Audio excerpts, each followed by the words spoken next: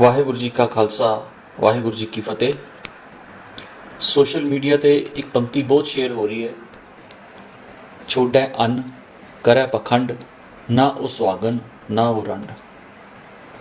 और खास तौर पर पंक्ति करवा चौथ वाले दिन इस्त्रियां के उत्ते लगा के सुनाई जाती है। लेकिन थोड़ा जिहा असीं ध्यान दईए कि क्या यह पंक्ति केवल इस्त्रियां वास्ते है? गुरबाणी यूनीवर्सल है, वो ईच इंडिविजुअल ते लागू होंदी है। लेकिन इस शब्द नूं, इन्हां पंक्तियां नूं जदों असीं बहुत गहराई दे नाल समझांगे तो सानूं पता चलेगा कि ये शब्द, ये पंक्तियां ना तो किसी इस्त्री वास्ते है, ना ही वर्त वास्ते है, और ना ही करवा चौथ दे नाल इहदा कोई संबंध है। पर इसका मतलब ये नहीं कि गुरबाणी वर्त या भुखे रहण नूं रब दी प्राप्ति का कोई साधन दसदी है।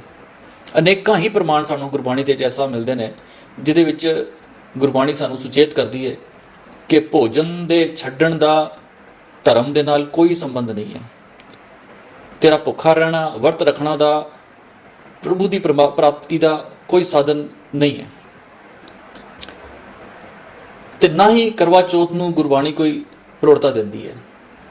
जिन्हां नूं यह भुलेखा होए कि भुखे रहण दे नाल पत्नी दे पति की उम्र वधदी है या किसी के भुखे रहण नाल कुछ किसी का सवरदा है, वो अपना भुलेखा अपने कोल रखे। लेकिन जे कोई मनुख श्री गुरु ग्रंथ साहब नूं अपना गुरु मनदा है और उसके अगे सिर निवांदा है, मत्था टेकदा है, और उसनूं भी यह भुलेखा होए तो बड़े अफसोस की गल है, क्योंकि उस मनुख नूं गुरबाणी का मुढ़ला सिद्धांत जिहड़ा है ना, उस दे बारे भी शायद सोझी नहीं आई। क्योंकि गुरबाणी का मुढ़ला सिद्धांत है, हुक्म है अंदर सबको बाहर हुक्म ना कोई।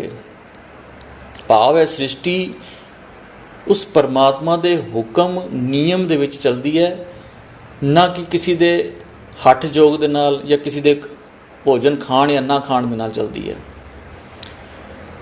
खैर, असी इस शब्द के बारे गल करिए, इसनूं समझिए, तक इस शब्द 873 नंबर अंक ते गुरु ग्रंथ साहिब दे विच दर्ज है। शब्द का रहाव है, आद पुरख ते होए अनाद, जपीए नाम अन कै साध। भाव उस अकाल पुरख तो अन पैदा होंदा है, आद पुरख ते होए अनाद, नाम जपीए नाम अन कै साध।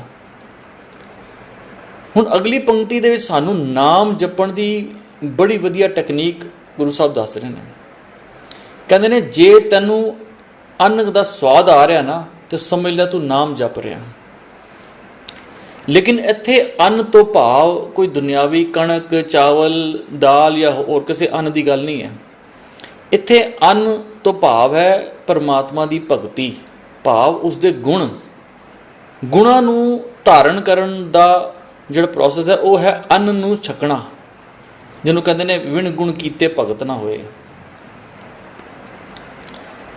कहते ने, जे गुण धारण कर रहा ना तो समझ लै तू नाम जप रहा। सो जे तैनूं इस अन्न दे खाण दा भाव परमात्मा दे वो गुणां नूं धारण करन दा तैनूं स्वाद आ रहा ना, इस भोजन का तैनूं स्वाद आ रहा तो समझ लै तू नाम जप रहा। सो इस इत्थे अन्न तो भाव वो भोजन है जिहड़ा इंसान अपनी आत्मा का भोजन बनाता है। ये आत्मक भोजन की गल चल रही है। एक जगह गुरु साहब कहते ने, थाले विच तै वस्तु पयो, हर भोजन अमृत सार, जित खादे मन तृप्ति है, पाइए मोख द्वार, ए भोजन अलभ है संतो, लभ्य गुर विचार। सो इत्थे सानू इस शब्द दे विच अन्न का भाव समझना पेगा। अन्न तो भाव है वो भोजन, वो आत्मक भोजन जिहदे नाल साडी आत्मा तृप्त होंदी है।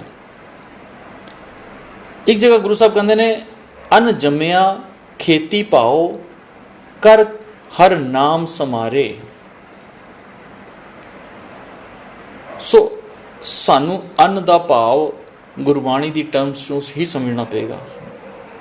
महला पंजवां दी बाणी दे विच गुरु अर्जन पातशाह समझाते हैं, सब्बे जी समाल अपनी मेहर कर, ਅਨ ਪਾਣੀ ਮੁਝ ਉਪਾਏ ਦੁਖ ਦਾਲਦ ਭੰਨ ਧਰ। ਭਾਵ ਮੇਰੇ ਸਾਰੇ ਅੰਦਰ ਦੇ ਜੀ ਜਿਹੜੇ ਨੇ ਨਾ, ਉਹਨਾਂ ਨੂੰ ਸੰਭਾਲ। ਗੁਰੂ ਸਾਹਿਬ ਬੜਾ ਤਰਲਾ, ਬੜੇ ਅਰਦਾਸ ਦੇ ਵਿੱਚ ਇਹ ਸ਼ਬਦ ਉਚਾਰ ਰਹੇ ਨੇ, ਅਨ ਪਾਣੀ ਮੁਝ ਉਪਾਏ। ਭਾਵ ਮੇਰੇ ਅੰਦਰ ਉਹ ਅੰਨ ਪਾਣੀ ਇਤਨਾ ਜ਼ਿਆਦਾ ਪੈਦਾ ਕਰ, ਦੁੱਖ ਦਾਲਦ ਭੰਨ ਧਰ, ਤਾਂ ਕਿ ਮੇਰੀ ਆਤਮਕ ਦਰਿਦਰਤਾ, ਆਤਮਕ ਗਰੀਬੀ ਜਿਹੜੀ ਹੈ ਉਹ ਹਟ ਜਾਏ, ਉਹ ਦੂਰ ਹੋ ਜਾਏ। ਮਹਿਲਾ ਚੌਥਾ ਦੀ ਬਾਣੀ ਦੇ ਵਿੱਚ ਗੁਰੂ ਸਾਹਿਬ ਕਹਿੰਦੇ ਨੇ, ਸਭ ਧਰਤ ਪਈ ਹਰਿਆਵਲੀ, ਅੰਨ ਜੰਮਿਆ ਬੋਲ ਲਾਏ। ਸੋ ਸਾਨੂੰ ਇਸ ਇੱਥੇ ਅੰਨ ਦਾ ਮਤਲਬ ਸਮਝਣਾ ਪਏਗਾ। ਅੰਨ ਤੋਂ ਭਾਵ ਹੈ ਉਹ ਆਤਮਕ ਭੋਜਨ। ਇਸ ਸ਼ਬਦ ਦੇ ਵਿੱਚ ਜੋ ਕਿ ਗੌੜ ਰਾਗ ਦੇ ਵਿੱਚ ਕਬੀਰ ਸਾਹਿਬ ਦਾ ਉਚਾਰਿਆ ਹੋਇਆ ਹੈ, ਇਹ ਕਹਿੰਦੇ ਨੇ, ਧੰਨ ਗੋਪਾਲ ਧੰਨ ਗੁਰਦੇਵ, ਧੰਨ ਅਨਾਦ ਭੂਖੇ ਕਵਲ ਟਹਿਕੇਵ। ਧੰਨ ਹੋਏ ਸੰਤ ਜਿਨ ਐਸੀ ਜਾਨੀ, ਤਿਨ ਕੋ ਮਿਲਬੋ ਸਾਰੰਗ ਪਾਣੀ। ਗੁਰੂ ਸਾਹਿਬ ਕਬੀਰ ਸਾਹਿਬ ਦੱਸਣ ਤੋਂ ਕਹਿੰਦੇ ਨੇ ਕਿ ਧੰਨ ਗੋਪਾਲ ਧੰਨ ਗੁਰਦੇਵ। ਗੋਪਾਲ ਉਹ ਪਰਮਾਤਮਾ ਧੰਨ ਹੈ, ਜਿਸ ਨੇ ਉਹ ਧੰਨ ਅਨਾਜ ਭਾਵ ਉਹ ਐਸਾ ਅਨਾਜ ਐਸਾ ਪੈਦਾ ਕੀਤਾ ਜਿਹਦੇ ਨਾਲ ਭੁੱਖਾ ਇਨਸਾਨ ਵੀ ਚਹਿਕ ਜਾਂਦਾ ਹੈ, ਭੁੱਖਾ ਇਨਸਾਨ ਵੀ ਖੁਸ਼ਹਾਲ ਹੋ ਜਾਂਦਾ ਹੈ।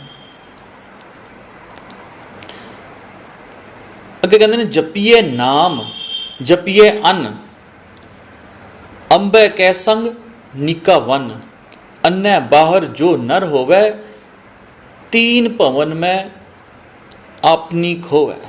ਭਾਵ ਜਪੀਏ ਨਾਮ ਜਪੀ ਅੰਨ। ਜੇ ਤੂੰ ਅੰਨ ਛਕ ਰਿਹਾ ਨਾ, ਸਮਝ ਲੈ ਤੇਰਾ ਨਾਮ ਜਪਣਾ ਹੋ ਰਿਹਾ। ਔਰ ਜਿਹੜਾ ਇਸ ਅੰਨ ਤੋਂ ਬਾਹਰ ਹੈ, ਭਾਵ ਇਸ ਅੰਨ ਦਾ ਆਹਾਰ ਨਹੀਂ ਲੈ ਰਿਹਾ, ਉਸ ਦਾ ਕੋਈ ਥਾਂ ਨਹੀਂ ਹੈ। ਤੀਨ ਭਵਨ ਮੈਂ ਆਪਣੀ ਖੋਵੈ। ਹੁਣ ਅਗਲੀ ਪੰਕਤੀ 'ਚ ਕਹਿੰਦੇ ਨੇ, ਛੋੜੈ ਅੰਨ ਕਰੈ ਪਖੰਡ, ਨਾ ਉਹ ਸੁਹਾਗਨ ਨਾ ਉਹ ਰੰਡ।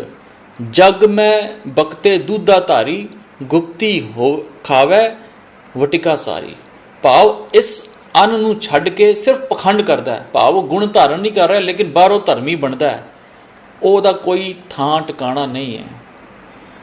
ਔਰ ਬਾਹਰੋਂ ਉਹ ਦੁੱਧਾ ਧਾਰੀ, ਭਾਵ ਉਹ ਚਿੱਟਾ ਦੱਸਣ ਦੀ ਕੋਸ਼ਿਸ਼ ਕਰਦਾ ਆਪਣੇ ਆਪ ਨੂੰ ਧਰਮੀ, ਲੇਕਿਨ ਅੰਦਰ ਉਹ ਜ਼ਹਿਰੀਲਾ ਹੈ, ਅੰਦਰ ਸਭ ਕੁਝ ਖਾ ਜਾਂਦਾ। ਅੱਗੇ ਕਹਿੰਦੇ ਨੇ, ਅੰਨੇ ਬਿਨਾ ਨਾ ਹੋਏ ਸੁਕਾਲ, ਤਜੀਏ ਅੰਨ ਨਾ ਮਿਲੇ ਗੋਪਾਲ। ਕਹੋ ਕਬੀਰ ਹਮ ਐਸੇ ਜਾਣਿਆ, ਧਨ ਅਨਾਦ ਠਾਕੁਰ ਬਨ ਮਾਨਿਆ। ਕਬੀਰ ਸਾਹਿਬ ਕਹਿੰਦੇ ਨੇ, ਇਸ ਅੰਨ ਭਾਵ ਇਸ ਭੋਜਨ ਤੋਂ ਬਿਨਾ, ਇਸ ਤੋਂ ਛਕਣ ਤੋਂ ਬਿਨਾ ਤੇਰੀ ਗਤੀ ਨਹੀਂ ਹੈ। ਤਜੀਏ ਅੰਨ ਨਾ ਮਿਲੇ ਗੋਪਾਲ। ਇਸ ਅੰਨ ਨੂੰ ਛੱਡ ਕੇ ਤੈਨੂੰ ਪਰਮਾਤਮਾ ਨਹੀਂ ਮਿਲ ਸਕਦਾ। ਸੋ ਕਬੀਰ ਸਾਹਿਬ ਕਹਿੰਦੇ ਨੇ, ਮੈਨੂੰ ਮੇਰਾ ਮਨ ਇਸ 'ਤੇ ਮੰਨ ਗਿਆ ਕਿ ਮੈਨੂੰ ਇਹੀ ਅੰਨ, ਹੁਣ ਇਹੀ ਭੋਜਨ ਛਕਣਾ। ਸੋ ਗੁਰਬਾਣੀ ਦੀ ਜਿਹੜੀਆਂ ਟਰਮਸ, ਗੁਰਬਾਣੀ ਦੀ ਜਿਹੜੀ ਭਾਵ ਅਰਥ ਨੇ, ਸਾਨੂੰ ਉਹਦੇ ਤੱਕ ਪਹੁੰਚ ਕੇ ਹੀ ਸਾਨੂੰ ਗੁਰਬਾਣੀ ਦੇ ਸਹੀ ਅਰਥਾਂ ਦਾ ਪਤਾ ਚੱਲੇਗਾ। ਸੋ ਜਿਤਨਾ ਕਿ ਮੈਨੂੰ ਇਸ ਸ਼ਬਦ ਦੇ ਬਾਰੇ ਸੋਝੀ ਆਈ, ਮੈਂ ਆਪ ਦੇ ਨਾਲ ਸ਼ੇਅਰ ਕੀਤੀ। ਭੁੱਲਾਂ ਚੁੱਕਾਂ ਦੀ ਖਿਮਾ। ਵਾਹਿਗੁਰੂ ਜੀ ਕਾ ਖਾਲਸਾ, ਵਾਹਿਗੁਰੂ ਜੀ ਕੀ ਫਤਿਹ।